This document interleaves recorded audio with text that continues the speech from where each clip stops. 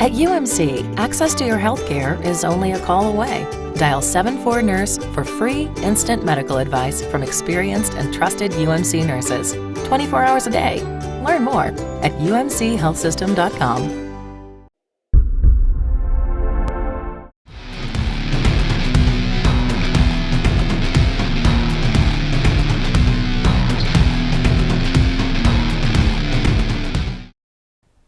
And welcome everyone to RedRaiders.com. I'm Zach Long. More importantly, that is Don Williams. And that means we are on the eve of the first Texas Tech spring football practice of the year, Don. It seems like it came very quickly. It seems like a few weeks ago we were in sunny San Diego, California watching the Holiday Bowl. That's right. We were, just a couple of months ago, we were right there next to the beach and enjoying a great week in San Diego. And then the Red Raiders, of course, capped it off by winning the Holiday Bowl 37-23 over Arizona State. Pretty good size upset. Arizona State was a double-digit favorite, and so the Red Raiders, instead of ending with a awful taste of a six-game losing streak, they kind of changed their mentality, I suppose you might say, and now they'll go into spring hoping that they can kind of build on that.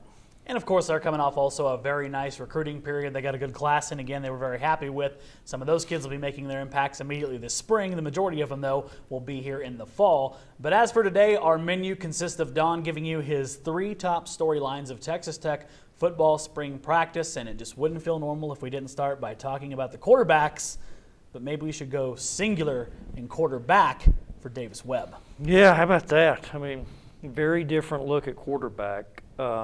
And maybe the worst thing that I said last year, the worst prediction that I made in about September or October was that I said at some point, this time next year we might still have these same 3 guys battling for the starting quarterback job with Baker Mayfield, Michael Brewer, and Davis Webb. And what were we telling you, Don?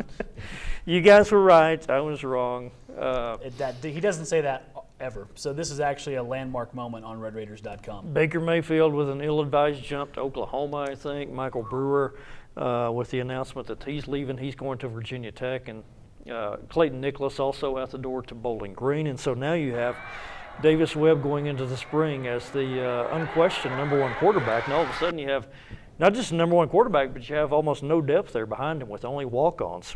But the good thing is Davis Webb, Cliff Kingsbury is very enthusiastic about him. He had 4 400-yard games last year, and of course in the Holiday Bowl, he threw touchdown passes those first 4 possessions that he was on the field. What Cliff Kingsbury wants to see from Davis Webb, though, is to cut down on his mistakes, what Cliff called game-losing plays or huge negative plays, that he might make 3 or 4 of those a game.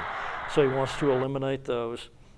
One other note about Davis Webb, of course, he's a tall guy, very skinny, much like Cliff Kingsbury was when Cliff was a young quarterback at Texas Tech. He's up to about 207 pounds, so it looks like he's gained maybe in the 8 to 10 pound range, which would give him a little more weight in the britches, I suppose. And of course, Don, one of the biggest keys to Davis Webb's success is at the wide receiver position. Of course, Tech loses Eric Ward.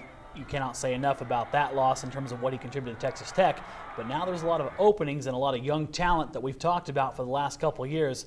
Now they have a chance to step up into a starting role. I mean, a big storyline is how do you replace Eric Ward? He caught 80 passes each of the last 3 years, and then of course Jason Morrow on the inside. Now you have a handful of guys who are back, and one of the developments that you have pre-spring practice is the coaching staff really likes Reginald Davis. Thought he showed a lot as a redshirt freshman last year, so he's going to be a starter at the flanker position. And then Bradley Marcus, who was the starter there last year, is going to move inside. He's going to take Jason Morrow's spot. That's a guy who's been a starter for you for a couple of years now. They like what he can. They like his kind of consistency and reliability, the fact that he's an all-around player, catches well, blocks well. So they're going to put him in there at Amaro's position, and he's probably the starter, although the second team guy there is Dylan Cantrell, who showed promise as a true freshman in the fall. So you have those 2 guys kind of battling for Amaro's spot. And then at Eric Ward's position, that split end on the left side, it is totally wide open among just about all the outside guys not named Reginald Davis are going to get a chance to start at Eric Ward's position. You have, I think the first guy you look at actually is going to be DJ Polite Bray, who's a freshman.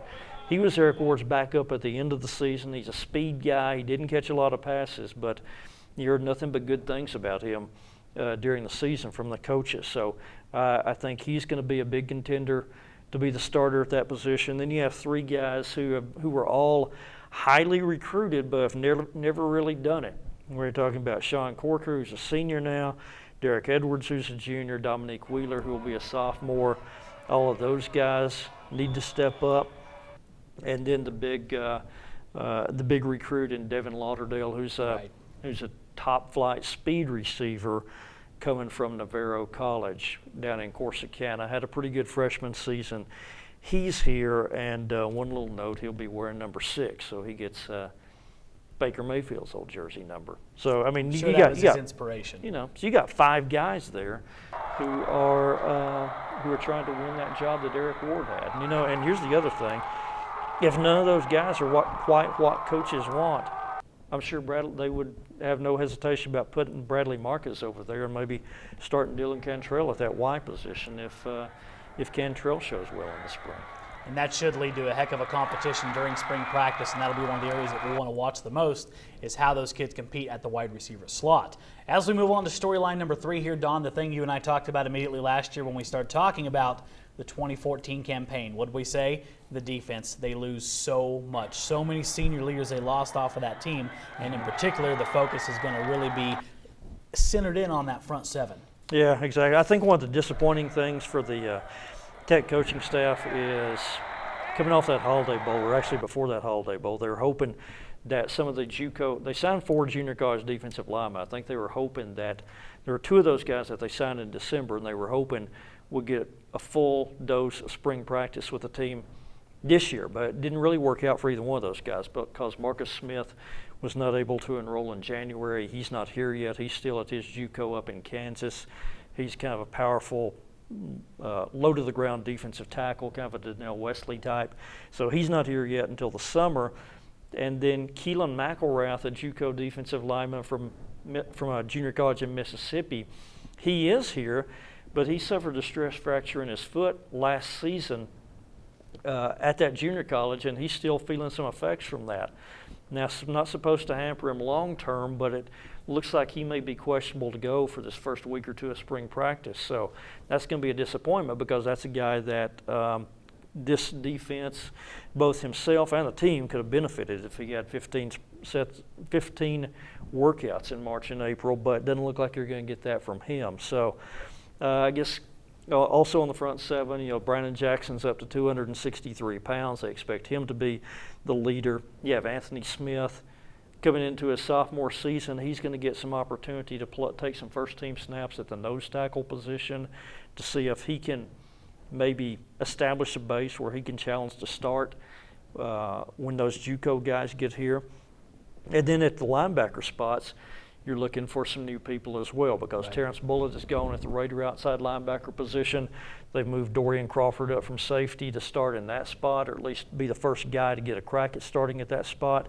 And then on the inside, they got to have a replacement for Will Smith. And so Sam McGuavin's going to move over to the weak side, take Will Smith's place, and Micah Alway, who played a lot as a backup last year, is going to be the starting middle linebacker. And Matt Waterstep feels like with that combination, Alway and Aguavin both run really well, so he thinks they'll be a little bit faster at the inside linebacker positions, faster than Will Smith was. But on the flip side, Will Smith made 120 tackles, though, so exactly, but still got to be productive.